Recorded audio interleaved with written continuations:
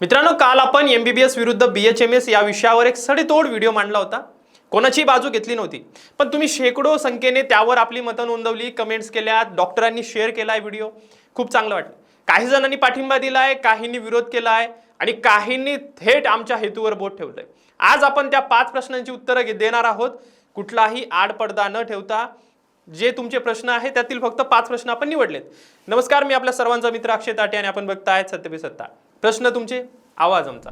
चला सगळ्यात आधी बोलूया त्या आरोपाबद्दल ज्यात असं म्हटलं गेलंय की आम्ही पैसे घेऊन कोणाची तरी बाजू मांडतोय.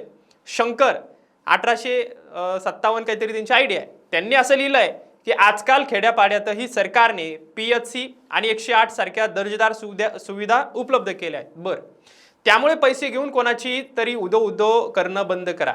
मित्रांनो, हे स्पष्टपणे सांगतोय, या चॅनलला कोणाकडून 1 रुपया मिळत नाही. कोणाचा उदो करण्यासाठी आमचा अजेंडा एक बिलकुल नाहीये. आमचा अजेंडा एकच आहे, मराठवाड्यातल्या आणि माझ्या महाराष्ट्रातल्या सामान्य माणसांच्या प्रश्नांचं आवाज बनणं आणि त्यांच्या प्रश्नांची उत्तरं देणं. आता ज्यांना वाटतंय की आम्ही विकले गेलोय त्यांनी आमच्या मागचे प्रत्येक व्हिडिओ बघावे. आणि आम्ही सत्ताधारी असो की विरोधक असो, कोणालाही सोडलेलं नाहीये. त्यामुळे आरोप करण्याआधी अभ्यास थोडासा करा. आमचे पहिले व्हिडिओ बघा. हा व्हिडिओ बघून एक अनालाइज करू नका आणि आमच्या पद्धतीवर तर बिलकुल शंका घेऊ नका. पुरावे असेल ना तर घेऊन या. नुसते आरोप नको आहेत. कुणी पैसे दिले असतील तर त्याचं नाव समोर आणा. आम्ही ठीक आहे, काही माध्यमं विकली गेली आहेत असं सर्वसाधारण लोकांमध्ये समज आहे, पण आमच्या सारखे चॅनल्स अजूनही उभी आहेत. म्हणूनच लोकशाहीचा 4था स्तंभ भक्कम आहे, हे आधी ध्यानात घ्या. आणि सगळ्यात महत्त्वाचं म्हणजे सगळ्यांना माहिती आहे आम्ही कोण आहोत ते. बरं, आता राहिला प्रश्न त्यांच्या कमेंटचा, तर त्याच्यात त्यांनी असं म्हटलंय, पीएचसी आणि 108च्या सुविधाबद्दल जर बोलायचं झालं तर साहेब, अनेक ग्रामीण भागात आजही या सुविधा फक्त कागदावर आहे, प्रत्यक्षात पोचलेल्या आहेत का? अनेकही ग्रामीण भागातल्या आदिवासी पाड्यात त्या पोचल्या आहेत का? हे पहिले तुम्ही बघा आणि मग कमेंट करा. दुसरी कमेंट आहे उद्धव शेळके यांची. त्यांनी असं सांगितलंय की परदेशात होमिओपॅथी बॅन आहे, रिझल्ट नसेल तर भारतातही बंद करा. बरं, हे लोक फालतू आहेत, होमिओपॅथी करून एमबीबीएस अधिकार मागतायत. मित्रांनो, इथे मुद्दा होमिओपॅथी बंद करण्याचा नाहीच आहे. जगात ऑलिओपॅथी नंतर सर्वाधिक वापरली जाणारी पॅथी जर कोणती असेल तर ती होमिओपॅथी आहे. 48 देशात तिला कायदेशीर मान्यता आहे, असं गुगलवर आम्हाला दिसलं बाबा. आता तुम्ही स्वतः रिझल्ट चेक करा.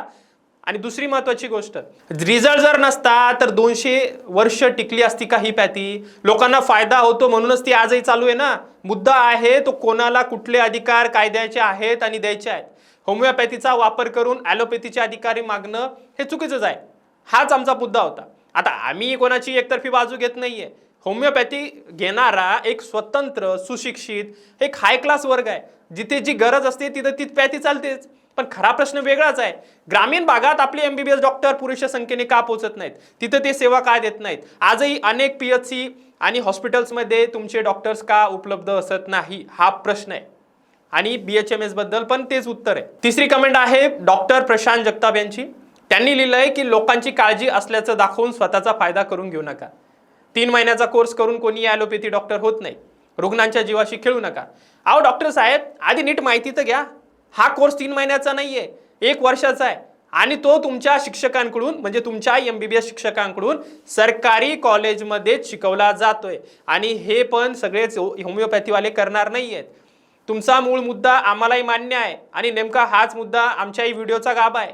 तुम्ही पहिले माहिती घेत चला. आम्ही कुठेही असं म्हटलेलं नाही की कमी शिक्षणात मोठे अधिकार द्यावेत. आम्ही उलट हाच प्रश्न उपस्थित केलाय की योग्य प्रशिक्षण दिलं तर रुग्णांना जास्त सुविधा मिळतील आणि तुमचाही त्रास कमी वाचेल. हे आधी लक्षात घ्या.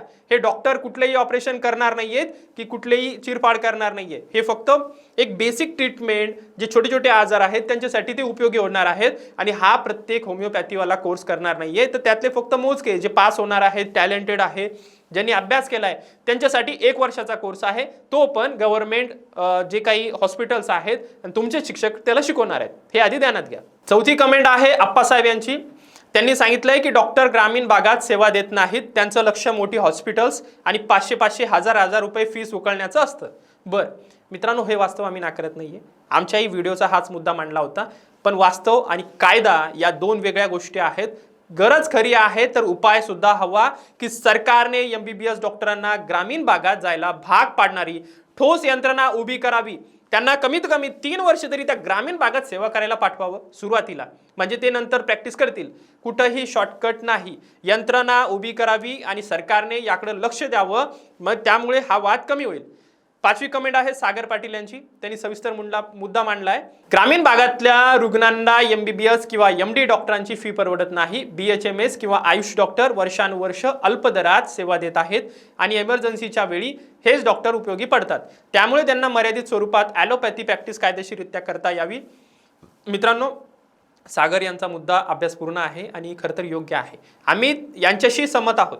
पण मर्यादित प्रॅक्टिस आणि गंभीर शस्त्रक्रिया असेल की ICU केअर यातला फरक स्पष्ट असायला हवा, कारण की यासाठी MD MBBS डॉक्टरच पाहिजेत, त्यासाठी त्यांचं शिक्षण लागतं. मर्यादित अधिकारांबाबत चर्चा जरूर व्हावी, पण त्याची सीमारेषा वैद्यकीय तज्ज्ञांनीच ठरवावी, भावनिक आधारावर नाही.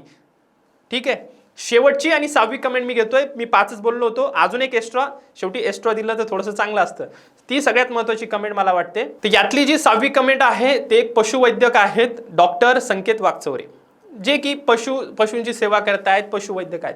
ते असं म्हणतायत की मी वर्षानुवर्ष कुत्री, मांजरी, गुरं, ढोरं, शेळ्या, मेंढ्या, पक्षी यांच्यावर ॲलोपॅथी औषधांनी मी उपचार करतो.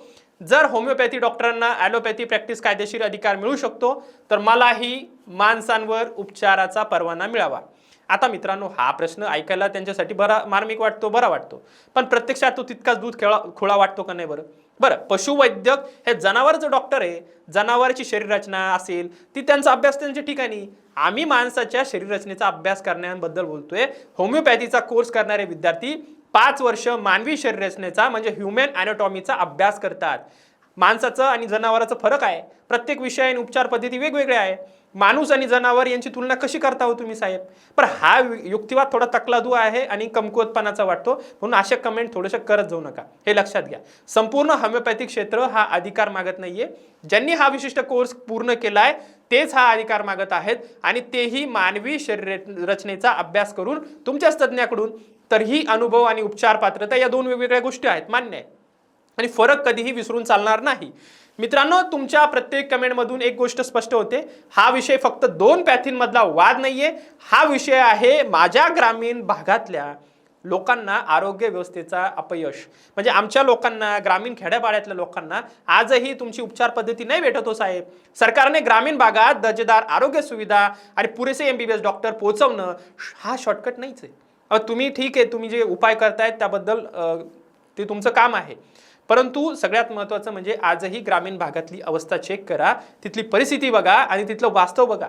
हाच आमचा मुद्दा आहे, आणि ग्रामीण रुग्णांना योग्य ती सुविधा मिळावी हाच आमचा उद्देश आहे. तर जास्तीत जास्त दर्जेदार सुविधा आमच्या ग्रामीण भागातल्या लोकांना पोहोचल्या पाहिजेत. तिथंही MBBS डॉक्टर पोहोचले पाहिजेत. 3 वर्ष तरी तुम्ही त्यांना तिथं पाठवावं अशी आमची विनंती आहे. आणि सगळ्यात महत्त्वाचं म्हणजे हे सत्य पे सत्ता चॅनल कोणाच्याही दबावाखाली, कोणाच्याही पैशाखाली काम करत नाही, पुढेही करणार नाही. आमचा कुणीही मित्र नाही, कोणी शत्रू नाही. आम्ही फक्त वास्तव आणि सामान्य माणसाचे प्रश्न मांडत राहतोय.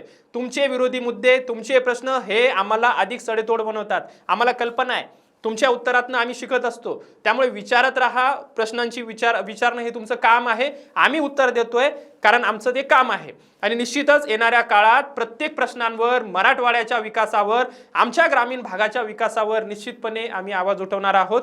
तुम्ही साथ देणार आहात, कारण की आम्हाला कल्पना आहे हे प्रश्न तुमचेच आहेत, तुम्हीच विचारलेले आहेत, कमेंट तुम्हीच केलेले आहेत, आणि त्या कमेंटला उत्तर देणं आमचं काम आहे. त्यामुळे येणाऱ्या काळात सत्य पे सत्ता हे चॅनल निश्चितच तुमचा आवाज बनणार आहे, आणि आताही बनतोय, त्याबद्दल शंकाच नाही. जर कोणाला काही प्रश्न असतील तर निश्चित कमेंट करा, आणि जसे काही लोक आरोप करत आहेत ते त्यांचं काम आहे, ते त्यांनी करत राहावं. आम्ही आमचं काम करतोय, इमानदारीने करतोय.